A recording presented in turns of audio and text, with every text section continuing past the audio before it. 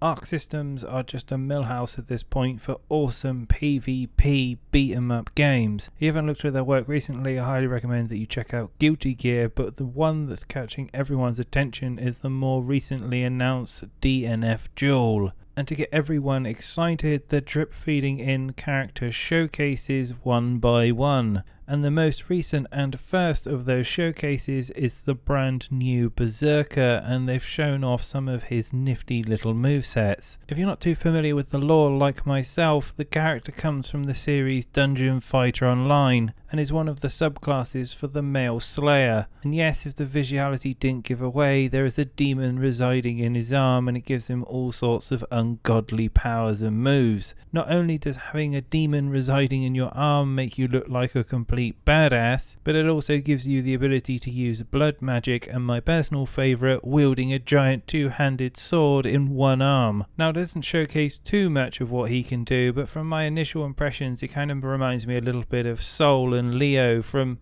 Guilty Gear Strive. From the moves that are presented, it looks like he does have great reach, because a lot of them seem poking from 3/4 to the whole length of the screen. Aside that, there aren't too many mix-ups. You get to see a medium slash, which feels like it ends with some sort of big front-up Leo-esque cross in front of him. Whether or not you take damage you hit it, I'm not too sure. You also get to see some sort of upper anti-air heavy move with the blood geyser coming out of the ground. And if you look pretty carefully, you can see his grab, which I think gets blocked, is some sort of blood tendrils that come out of his hands. My favourite though, however, is you get to see his big special, which is some sort of demon, dog, dragon, blood demon that comes out and eats your opponent. And in glorious arc style fashion, it comes with a highly flashy anime-esque cutscene that looks absolutely awesome as you devour your enemy. Aside that, there isn't that much more to go through, but if you're looking for more details and potentially characters that are going to come up, we've got the male Berserker, which we've already seen, the male Ranger, the male Grappler, the female Striker, and the female Inquisitor. Now in terms of platforms, I'm not sure what it's actually coming to, but I do expect to see it on the PS5 and the PC.